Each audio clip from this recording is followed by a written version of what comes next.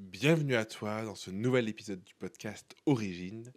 Aujourd'hui, j'aimerais te parler de prospection. Donc, c'est un épisode plus stratégie, plus business, mais tu vas voir qu'en réalité, c'est pas vraiment le cas.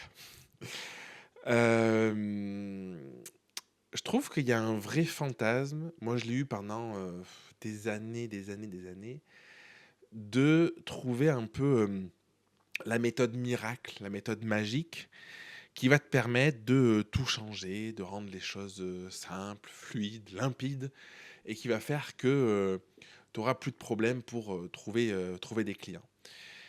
Euh, Ce qui se passe, c'est que il y a des méthodes qui fonctionnent en partie. C'est-à-dire que parce que tu vas avoir un coup de boost et que tu vas te dire ah ce truc-là ça fonctionne, tu vas avoir l'énergie et tu vas l'appliquer et tu peux avoir des petits résultats.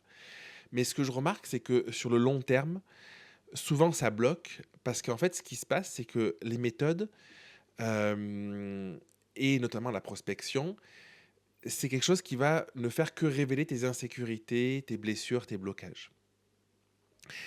Euh, je te fais cet épisode parce que récemment, on m'a dit, Jérémy, c'est quoi que tu pourrais me donner comme tes meilleurs conseils pour trouver des clients? Et au début, je commence à réfléchir à tout ce que j'ai eu fait dans le passé, depuis 15 ans, à toutes ces choses-là. Et je me dis, bah ouais, il y a plein de petits hacks et tout ça, il y a plein de trucs, mais en réalité, la chose qui est la plus importante, c'est de se connecter, de parler de ce qu'on fait à un maximum de personnes.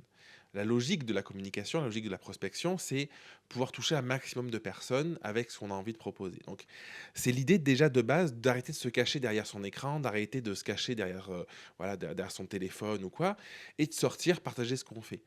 Alors oui, ça demande de la clarté dans ce qu'on propose sur l'aspect business. Ça demande aussi de connaître le besoin de ses futurs clients. C'est des choses qui sont importantes. Mais finalement, la part stratégie, c'est peut-être 20-30% du boulot, tu vois. J'ai vraiment le sentiment que la part de stratégie, c'est quelque chose qui n'est pas si important que ce qu'on veut bien l'imaginer. Et que derrière, quand je te disais que tout ça, c'est révélateur de tes insécurités, tes blessures, tes blocages, tes peurs et tout ça, c'est vraiment l'idée de dire que la plupart du temps, ce qui te bloque vraiment et ce qui fait de la friction dans ton activité, c'est pas que tu manques d'une méthode pour savoir comment communiquer sur Instagram, pour savoir comment faire un pitch de vente au téléphone ou en présentiel ou peu importe. Souvent, c'est que tu as des peurs à l'intérieur de toi qui viennent grappiller certaines, un peu de ta confiance, un peu de ton estime, un peu de toutes ces choses-là, tu vois, qui fait que tu vas avoir peur d'aller vers les gens, qui fait que tu vas te poser un million de questions et que tu vas être dans ce truc de oh, si je partage tel post sur Instagram, ah, si j'ai un retour parce que tu as une blessure émotionnelle en lien avec, par exemple, peut-être du rejet ou un jugement, des choses comme ça. Et finalement, tu as beau avoir toutes les méthodes, tu as beau avoir tout ce que tu veux, ça marchera pas. Donc, euh, pour moi, le truc, c'est que la première étape, c'est de sortir, de connecter avec des gens. Parce que tant que tu es derrière ton écran, tant que tu es chez toi, tu as déjà peut-être pas conscience de quel est le vrai besoin des gens. Et il y a un truc où plus tu connectes avec des personnes, des prospects potentiels, plus ça t'ouvre un peu les perspectives sur qu'est-ce que tu peux amener, comment tu peux faire les choses et tout ça. Et c'est ce truc finalement où ça a une vraie vertu de connecter physiquement avec des gens, en tout cas de leur parler, ou alors ça peut être au téléphone, peu importe, mais ça va te permettre vraiment de connecter à c'est quoi leurs besoins, te rendre compte vraiment de comment ça se passe sur le marché.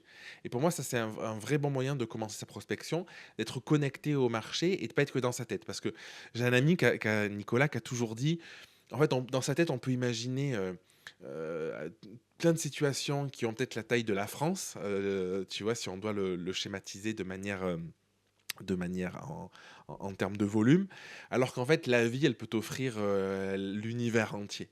Et cette idée que plus tu vas sortir connecté avec des gens, plus tu vas être proche de cette réalité-là, et plus tu vas être connecté à l'univers, à tous les possibles, et moins tu seras dans ta tête, dans ton cerveau, à ruminer avant tout ça. Donc ça, c'est la première étape, de sortir, te connecter avec le monde réel.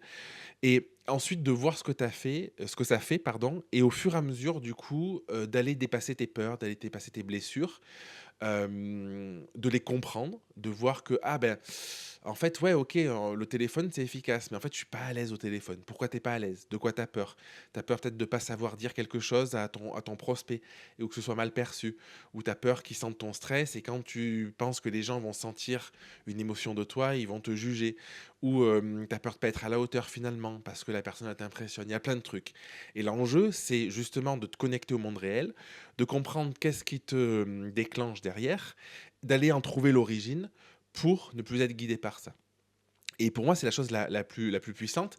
Et c'est qu'à ce moment-là que la méthode que tu vas utiliser, la méthode de prospection, la méthode, la stratégie que tu vas utiliser, parce que c'est important d'avoir des stratégies, hein, ne me fais pas dire le contraire, mais je te disais, c'est les 20-30% restants, va être efficace parce que tu seras plus guidé par la peur, tu seras guidé par: «OK, j'ai vraiment envie et c'est quoi concrètement, factuellement que je mets en place comme stratégie, business pour, aller à mon objectif?»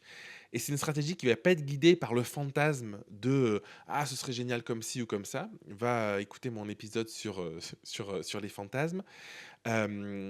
C'est une stratégie qui va être guidée par quelque chose que tu veux profondément parce que ça te parle, parce que cette méthode-là, elle est alignée avec qui tu es, parce que tu vois un peu les tenants, les aboutissants, elle te correspond, et non plus parce que c'est quelque chose qui va être guidé profondément par tes peurs.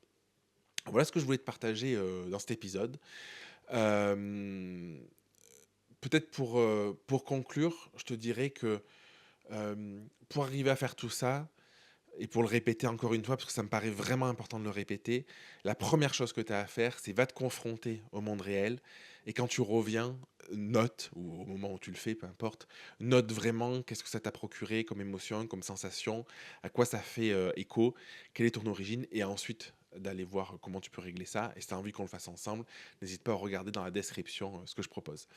Prends soin de toi, je te dis à très vite pour un prochain épisode de podcast. N'hésite pas d'ailleurs à partager cette vidéo si tu me regardes sur YouTube ou cet épisode si tu l'as en version audio, à me laisser un petit retour, un petit témoignage ici ou ailleurs sur Instagram. C'est avec grand plaisir.